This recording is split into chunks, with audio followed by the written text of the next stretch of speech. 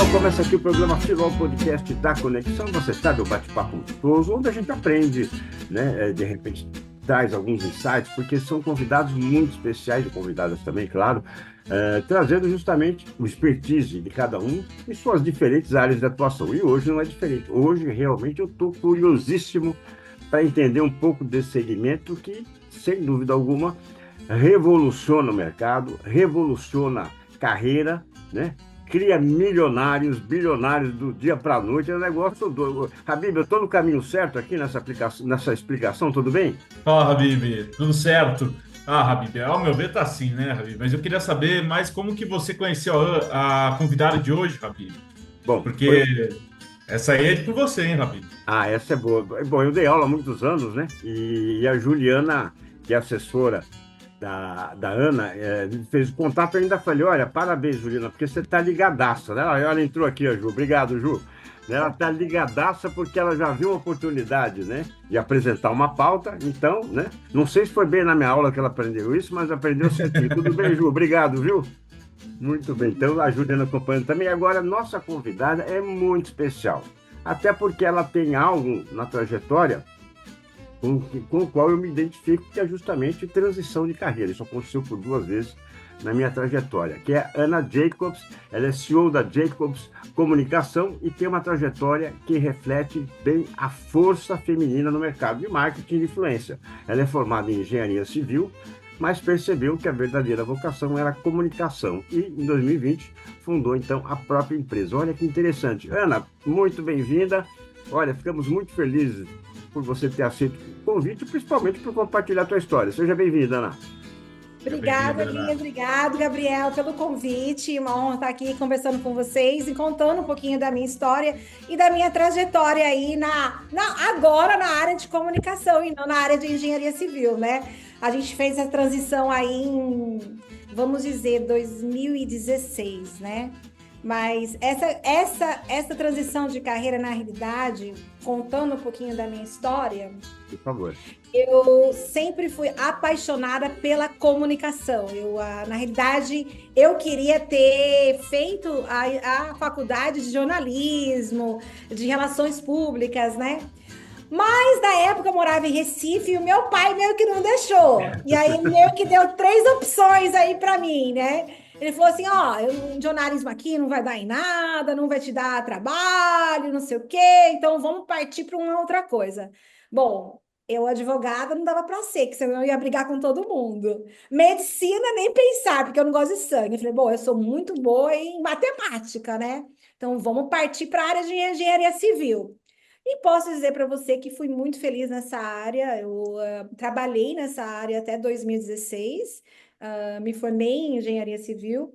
Assim, amo a profissão. Eu acho que a profissão como um todo me deu um know-how espetacular de como agir, de como me comunicar, de como liderar, tomar decisões decisivas, né? Que querendo ou não, a gente acaba sendo responsável por uma grande obra. Eu trabalhei numa empresa nos Estados Unidos durante mais de 10 anos. Era a única mulher da empresa. Entre 25 divisões, eu era a única mulher que liderava aí a galera. Então, assim, é uma área que me trouxe muito background que hoje eu aplico dentro da minha própria empresa. Mas, assim, o meu coração falava muito para ir para a área da comunicação. E um belo dia eu cheguei no meu marido e falei assim: então, eu não quero mais trabalhar na área de engenharia civil, eu vou abrir um Ai, blog. meu E ele Deus. falou assim: meu Deus do céu, o que está acontecendo aqui? E ele me apoiou em todos os sentidos, entendeu? E fazer essa transição. E hoje posso dizer que sou uma pessoa extremamente realizada. Eu acho que tanto na área de engenharia como na área de comunicação, porque eu acabei afundando essa empresa, né? E atingindo aí e conquistando um certo mercado, entendeu? Que cresce a cada dia, se transforma a cada dia. E assim, isso é muito vamos dizer, prazeroso trabalhar nessa área. Eu me sinto realmente extremamente realizada em estar liderando aí um time de influenciadores e 50 influenciadores digital e um time que trabalha para mim com 10 pessoas na minha agência. Então, realmente, Muito eu me bom. sinto uma pessoa extremamente realizada. Olha, entrevistada boa é assim, Habib, porque ela já contou a biografia, já trouxe exatamente o que uma das minhas perguntas, o que é engenharia, né? ensinou a ela que ela pode aplicar na área de comunicação. Então, Jóia, é fantástico. Agora, você tem uma experiência, né, também de viver fora do país e tudo mais. O que é que o Uhum. mercado norte-americano, né, vive em relação da comunicação digital, que o Brasil precisa aprender ou ensinar para eles? Eu acho que a gente está um pouquinho mais à frente na área da Olha, comunicação lá, pelo fato das ferramentas chegarem mais rápidos lá. Por exemplo, como o e-commerce vira nos Estados Unidos, ele é muito rápido. Quando a Amazon entrou nos Estados Unidos, na época que era ainda vendia só livros, né, naquela época, então foi uma coisa revolucionária na época. E aí as pessoas rapidamente já se embarcaram nisso. Então, os influenciadores, eles viram de uma maneira diferente lá. Eles viram muito com links, muito com ganho de comissão, e isso já faz muitos e muitos anos. Então, a gente tem um estilo de ver o mercado lá um pouquinho diferente do nosso. E eu acho que quando chega no Brasil, algumas coisas acabam não acontecendo porque eles não têm essa cultura, essa mentalidade que o americano tem. O americano é muito mais decisivo, direto ao ponto, entendeu? Vamos dizer, às vezes até um pouco brusco, né? verdade. Eu vou me colocar nessa patotinha, entendeu? Porque eu moro muito tempo lá e eu sou bem americana na hora que eu falo. Então, mas o americano ele tem mais essa vantagem de ter essas ferramentas com fácil acesso. E aí demora um pouquinho para chegar aqui. Até curiosidade, hoje estava tendo uma reunião com um cliente meu e a gente estava falando exatamente sobre o TikTok Shop, que está entrando no Brasil, vai entrar agora em abril, maio, né? E ele já está rodando nos Estados Unidos há mais de um ano, entendeu? Então, as empresas usam isso a seu favor e eles vendem muito, porque o TikTok virou um e-commerce, assim, rapidinho. Você vê vídeo, você vê aquele produto, você compra num clicar de dedo, entendeu? E agora ele vai entrar no Brasil. E eu espero realmente que ele entre no Brasil da mesma maneira que ele entrou nos Estados Unidos, com a ferramenta prática, fácil de usar, que vai diretamente ao ponto, entendeu? Então, eu acho que a diferença entre o Brasil e os Estados Unidos é que as ferramentas chegam mais rápidas e as pessoas usam essa ferramenta muito mais rápido do que o brasileiro. O brasileiro ainda demora um pouquinho a entender isso. E eu acho que isso acontece pelo fato de a gente ter muita fraude no Brasil em e-commerce, WhatsApp, link, essas coisas. A gente tem muito esse problema no Brasil ainda que nos Estados Unidos é mais difícil você ter, entendeu? Mas a ferramenta, ela é muito mais rápida lá do que aqui. Então, eu acho que isso é a diferença. Que a maior diferença é essa. Ana, sensacional. Achei muito bacana isso que você está contando para a gente, porque pensando nos desafios que vai ser isso daí chegar no Brasil, principalmente pelas questões culturais, né? E às É. vezes vai e às vezes não, né? E Ana, mas eu Uhum. queria saber, antes de também abordar mais um pouco mais sobre isso, eu queria saber o que que você fazia como engenheira, como que era o seu dia a dia lá, para entender depois como que foi mudar de área e tudo mais. Eu fiquei bem curioso, na verdade. Vamos lá, então. Eu era engenheira de obra, então meu dia era dentro de uma obra. Eu tomava conta de comunidades de fazer apartamentos. Então, eram prédios, vamos dizer, de 4 andares, com 18 apartamentos cada. Quando eu comecei, vamos lá, vamos falar voltar quando eu comecei. Quando eu comecei, sendo brasileira, não sendo americana, sendo uma mulher, num ambiente de trabalho 99% masculino. A maioria das meninas trabalhavam dentro do escritório, eu era engenheira e trabalhava fora. Então, realmente foi desafiador o fato só de ser contratada por essa empresa, né? E é quando o meu mentor, vou falar o nome dele, o Rex, me contratou. Ele brigou muito por mim para me trazer lá. E o pessoal não me queria, ele não me queria, porque eu era mulher. Mas ele bateu o pé, me trouxe para trabalhar e ele falou: Ó, eu quero você, eu quero trabalhar com você, eu acho que você vai dar muito certo. Quando eu comecei a trabalhar, eles me deixaram bem claro: olha, Ana, a gente vai colocar com você assistente e conforme for indo, você vai pegando o jeito que a gente trabalha. E aí daqui 2 anos, a gente revê para ver se você consegue liderar uma obra sozinha. Eu falei, beleza, não tem problema nenhum. Eu estava começando, não fazia fazia um ano que eu estava nos Estados Unidos, então eu era muito nova ainda no meu inglês, porque querendo ou não, quando eu mudei para lá, eu não falava inglês. Eu aprendi o inglês dentro dos Estados Unidos, em 8 meses que eu fiz a escola lá, eu ia de manhã às 8 da manhã, saía às 6 da tarde. Em 8 meses eu aprendi a falar o inglês e escrever o inglês fluentemente. Então, querendo ou não, meu inglês ainda não era aquele inglês bonito, fluente, e eu era uma mulher trabalhando numa obra. Com 6 meses dentro da empresa, eu fui promovida a engenheira-chefe deles, entendeu? Com 6 meses. Então, eu saí muito na frente Entendi, sim. e realmente eu me posicionei e eu sabia o que eu estava fazendo, porque eu amava o que eu fazia, então eu sabia exatamente o que fazer. Com 6 meses, eu já tomava conta da minha obra. Eu fui colocada numa obra que tinha 758 casas, e mais a parte comercial, e mais a parte ah, como é que fala? Salão de festa, piscina e tudo mais. Então, era praticamente eu e mais 4 engenheiros dentro dessa comunidade.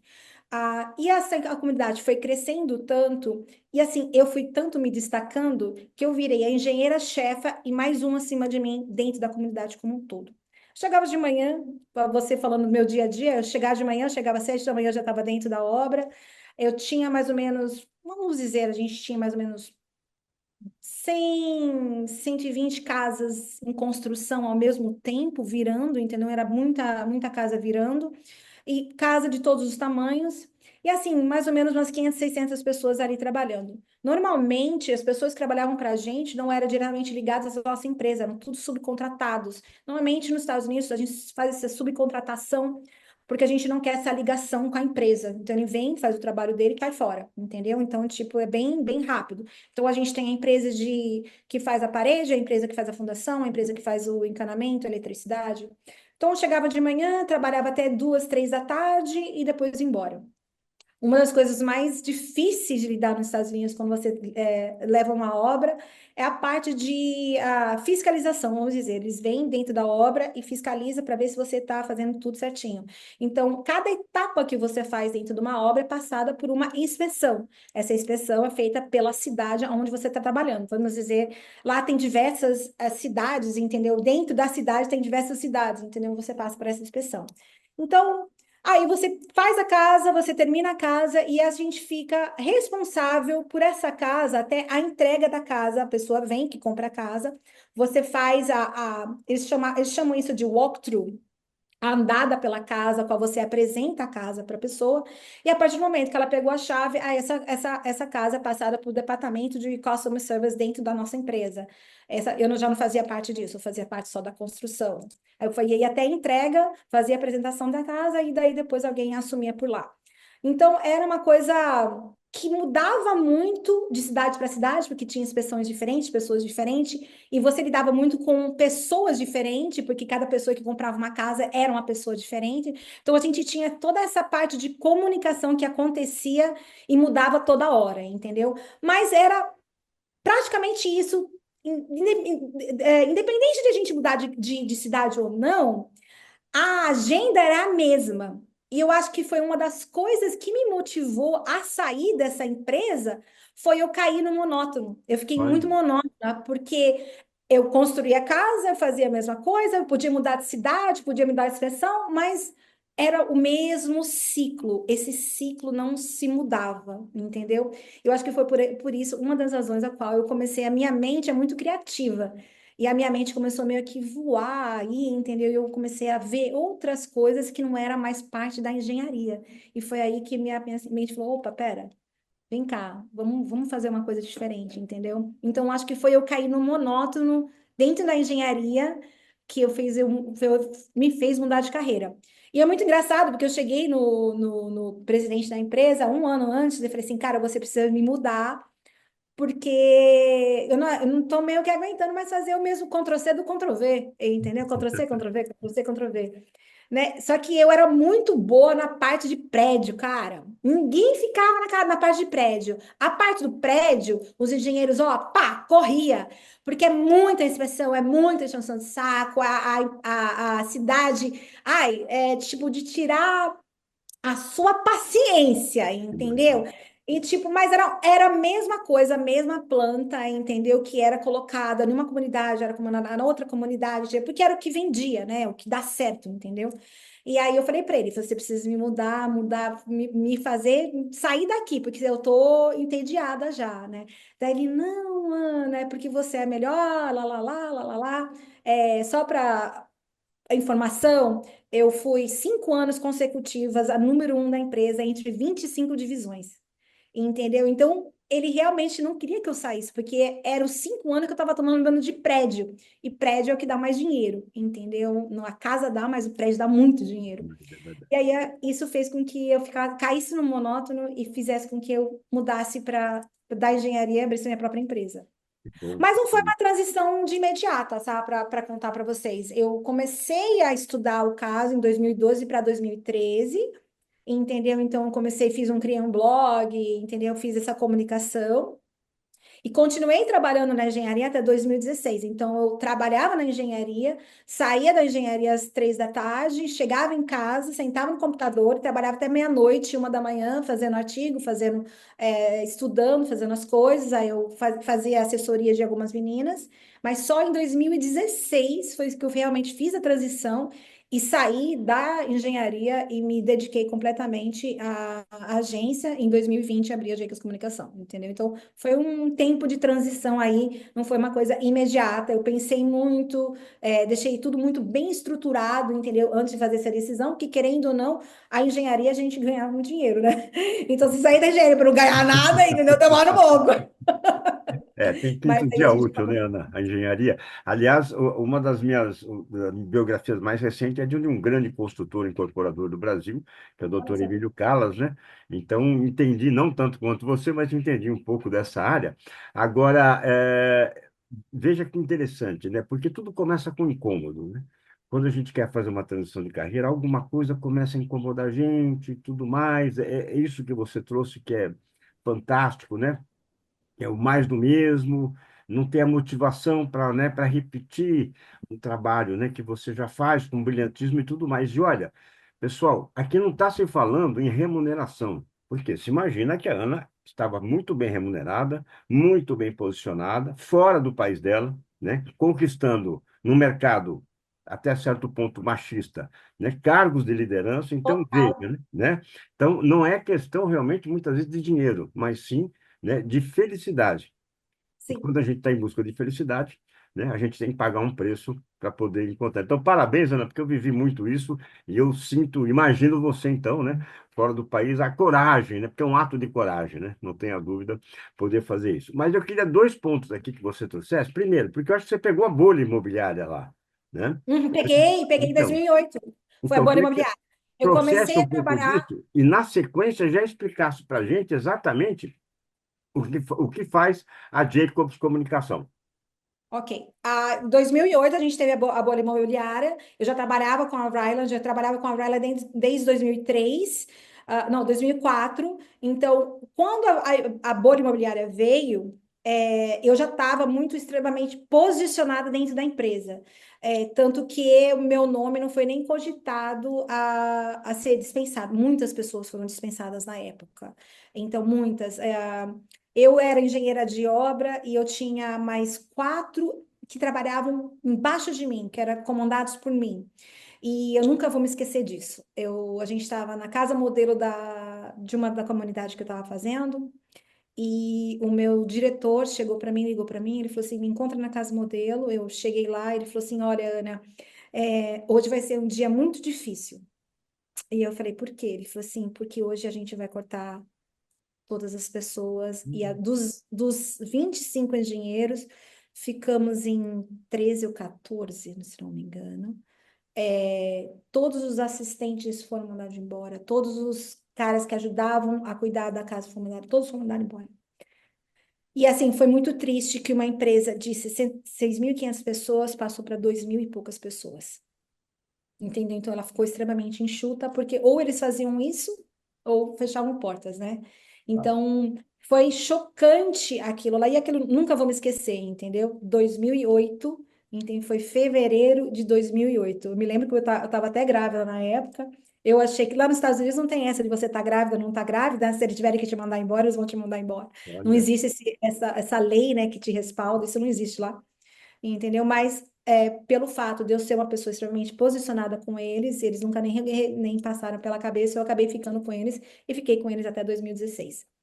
Mas foi é, uma coisa já esperada, que a gente já estava prestando atenção desde 2017, porque como a gente fazia casa e vendia casa, a gente já tinha uma certa expectativa dessa bolha de mercado, porque a gente fazia casas por 300, 400 mil, e essas casas estavam sendo vendendo por 1 milhão, 1 milhão e 200, entendeu? Então, tipo, não, o cálculo da matemática não batia conta na hora de fazer, fechar tudo isso, então a gente já meio que esperava por isso. Mas a Ryla era muito bem estruturada, entendeu? Então, a estrutura da empresa fez com que ela ficasse no mercado. Então, várias empresas acabaram falindo, fechando, entendeu? Mas a estrutura da empresa ficou no mercado. Hoje, a Ryla não é mais Ryla. A Ryla é Lennox, ela foi comprada por uma outra grande empresa, entendeu? Que agora comanda a empresa.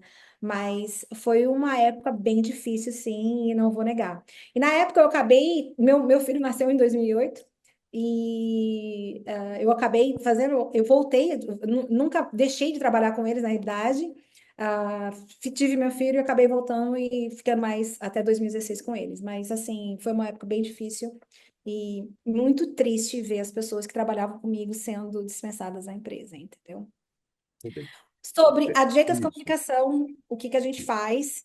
A gente é uma agência 360, a gente trabalha, eu tenho hoje 50 influenciadores digitais exclusivos da minha empresa, e a gente também faz toda a parte de marketing digital, elaboração de marketing digital, e redes sociais e criação de conteúdo para outras empresas. Então a gente existem dois departamentos praticamente aqui na empresa, um que toma conta dos assessores e dos assessorados, né, dos influenciadores, e a outra parte que toma conta das empresas que eu assessoro, entendeu? Então a gente faz toda essa parte.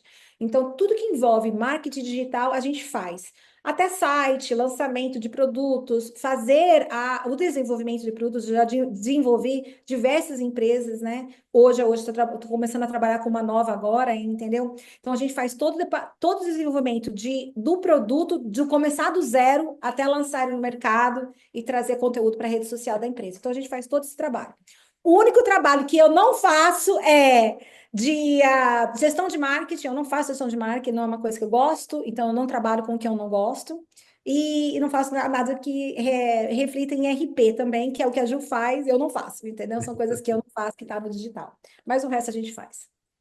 Muito bacana. Ana, e para conhecer um pouco mais, como que são esses influenciadores que você trabalha? É de uma área só, são de vários segmentos?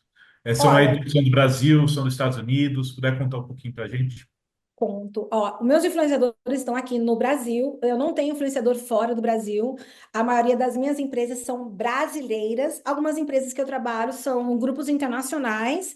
A gente fecha uma coisa ou outra que vem de lá para cá, mas a maioria é Brasil mesmo, porque o nome da Dica já é reconhecido aqui no Brasil mesmo, entendeu? Então, a gente trabalha aqui.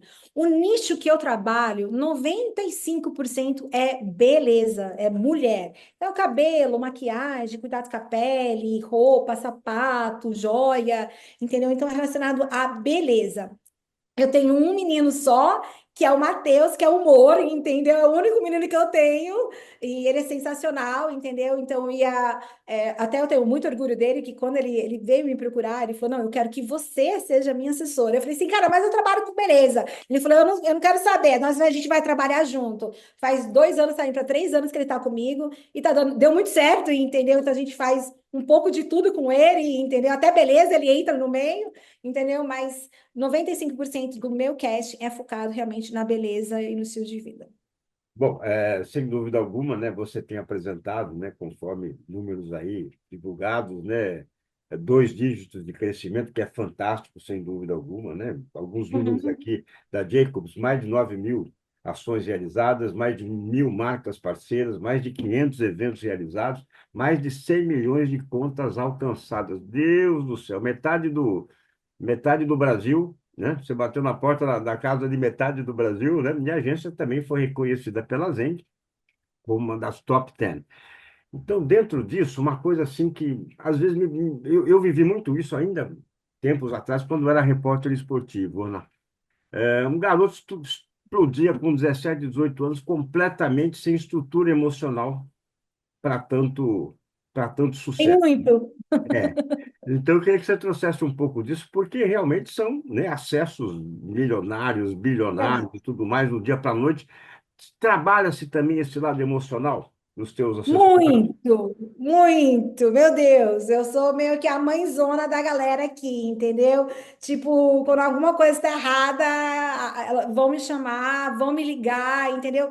E uma coisa que é importante falar, eu tenho um time muito unido, entendeu? Então, o meu casting, ele é unido, uma ajuda a outra, uma ataca a outra, entendeu? Então, a gente tem essa união, porque eu acredito que a união faz a força. Entendeu? Então, tipo, é uma coisa que eu bato muito na missão, visão e valores da minha empresa, entendeu? Que não adianta, a gente nunca vai conseguir trabalhar sozinha. A gente precisa de pilares, a gente precisa de network, a gente precisa de amigos, a gente precisa de se unir para trabalhar esse mercado. Porque esse mercado já é muito competitivo, ele já é um mercado cruel. É um mercado cruel, entendeu? É um mercado onde um dia você pode estar lá em cima e no outro dia você pode estar no chão. É um mercado a qual, se você falar alguma coisa diferente, as pessoas podem vir e te metralhar por aquilo que você falou ou por uma interpretação de texto que não tinha nem nada a ver com o que você queria falar, mas a interpretação de texto de uma É, pessoa gerou um comentário negativo e aquele comentário negativo vai virar uma bola de neve dentro da sua rede social. Então, para aguentar isso tudo, muita gente acredita que ser influenciador digital é muito fácil e tudo mais, mas a pressão psicológica em cima deles é assim, dá medo às vezes, para te falar a verdade, entendeu? E eu estava até falando com a empresa minha hoje sobre exatamente sobre isso, sobre a pressão psicológica que existe. Principalmente nas meninas, em ter o corpo perfeito, a pele perfeita e tudo certinho, entendeu? Então, existe uma pressão muito grande que não é muito falada, a gente sabe que existe, mas não é muito falada, entendeu? Nas redes sociais, sobre a pressão psicológica que existe. Então, eu tento, da melhor maneira possível, em guiar os meus influenciadores, entendeu? parabéns. E sempre falar, olha, a gente está ganhando dinheiro, invista, compra teu apartamento, sabe? Guarda o dinheiro, porque a gente nunca sabe do dia de amanhã. Uma hora você pode estar aqui e outra hora você pode estar aqui. Então, você trabalha com um mercado que é muito estável, entendeu? Então, se você não tiver essa preocupação e essa visão, você vai ficar para trás. Muito bom. Excepcional. Não tenha dúvida, Eu né? tô achando demais, viu, Habib? Né, Tô né, gostando né? bastante. E Ana, eu queria saber, porque você falou aí que desenvolveu alguns produtos e tal, e eu queria saber qual que foi o mais legal que você fez, por quê, como que foi isso? Conta pra gente um pouco essa história. Eu adoro desenvolver produto, entendeu? Mas eu amo desenvolver beleza de maquiagem. A base, contorno, blush, nossa, eu tenho paixão por isso, entendeu? Eu não sou maquiadora profissional, não uso muito, mas eu adoro estar por dentro do que está rolando no mercado. Então, esse desenvolvimento de produto, para mim, é um dos meus preferidos. A gente está trabalhando agora com uma empresa de roupa, e a gente desenvolveu a marca. Agora eu não posso contar ainda, entendeu? A gente desenvolveu a marca e a gente está fazendo agora. É a primeira vez que eu vou fazer roupa, eu já fiz umas coisinhas antes, mas vai ser a primeira que eu vou fazer completamente do zero. E eu estou super animada também para isso daí, que é um mercado novo aí, que eu nunca fiz do zero e eu vou fazer do zero. Então, estou muito, muito feliz com esse daí também. E Ana, aproveitando, para quem quer trabalhar como influenciador ou influenciadora, quer entrar nesse ramo, nessa profissão, Uhum. o que que você sugere? Qual que é o segredo? Começar. Começar. Entendeu? Não adianta, não existe uma receita mirabolosa que vai fazer você. Ah, não existe, é mentira, entendeu? Quem falar é mentira. Entendeu? É começar. Abre a câmera, grava, tá com vergonha, vai com vergonha mesmo. Porque no início você vai errar, você não vai saber, entendeu? Você vai precisar, mas é normal, entendeu? Então, se você não começar, você nunca vai saber. É que nem eu, quando eu comecei, eu não sabia. Entendeu? Então, tipo, muita gente deu risada de mim, gente falou, você tá muito velha pra isso, não vai dar certo, entendeu? Tipo assim, várias pessoas me falaram isso. Várias, eu tinha 37 para 38 anos quando tudo começou, entendeu? Então, tive amigas pessoais para falar pra mim, você é muito velha pra isso, entendeu? Então, tipo assim, não escuta as pessoas, só vai e faz. Porque a gente nunca sabe se vai dar certo ou não, mas você só vai saber se você tentar. Tenha dúvida. Você sabe, eu costumo dizer isso, inclusive nas palestras, né? Quando você quiser abalar um sonho, pergunta para um amigo o que ele acha. Quando quiser, Ah, verdade. mas se quiser destruir, pergunta para cinco. aí com certeza você vai mudar de Nossa, segmento. gente, como é, né? A gente acredita, né, que a pessoa pode estar ali para te ajudar. Não, ela vai estar ali para te derrubar, entendeu? E Isso. não é maldade muitas vezes, mas é o medo, né, da mudança. Por isso que eu falei para você que é um ato de coragem, né? Você teve um ato de coragem, né, uma carreira sólida, estruturada financeiramente, principalmente, né? E mesmo assim optou. Então, parabéns por essa coragem, né? Por essa aula de coragem que você nos dá aqui. E Ana, queria que você deixasse uma mensagem para quem está nos acompanhando, contatos, né, para quem quiser conhecer um pouquinho mais da Jacobs. E outra questão aqui. O seu casting é todo do Brasil ou você também tem alguns clientes fora do Brasil, assessorados fora do Brasil? Não, todos os meus influenciadores são brasileiros, são daqui, então tá tudo espalhado pelo Brasil afora. Então a gente trabalha com 99% de empresa brasileira, entendeu? A gente trabalha com grandes empresas que são internacionais, como o Grupo L'Oréal, MAC, esse tipo de empresas de beleza que está pelo mundo afora, mas eles estão com sede no Brasil. Então vamos dizer que meus clientes são 99% brasileiro. Para quem quiser me conhecer melhor, é só me chamar, me seguir nas redes sociais, é Jacobs Comunicação no Instagram. Eu também estou no LinkedIn, também pode me acionar lá no LinkedIn. Ou se você quiser visitar o nosso site, jacobscomunicação.com.br, também aí você encontra um pouquinho da gente lá no nosso site. E sobre a mensagem, eu acho que é você criar e ter a coragem de seguir e batalhar pelos seus sonhos, entendeu? Porque eu acredito que o que me fez mover tanto era um sonho de trabalhar com a comunicação e eu queria tanto isso que eu fui com a cara e com a coragem, entendeu? Sem medo de ser feliz, tá? Outra coisa, não ligar para as críticas, porque as críticas elas vão sempre existir. Entendeu? Então, faz com que isso te fortaleça e te mova cada vez mais para alcançar os seus objetivos. Muito bom. Olha, que delícia de papo. Muito obrigado, Ana. Foi especial realmente poder conhecer um Adorei. pouquinho, né?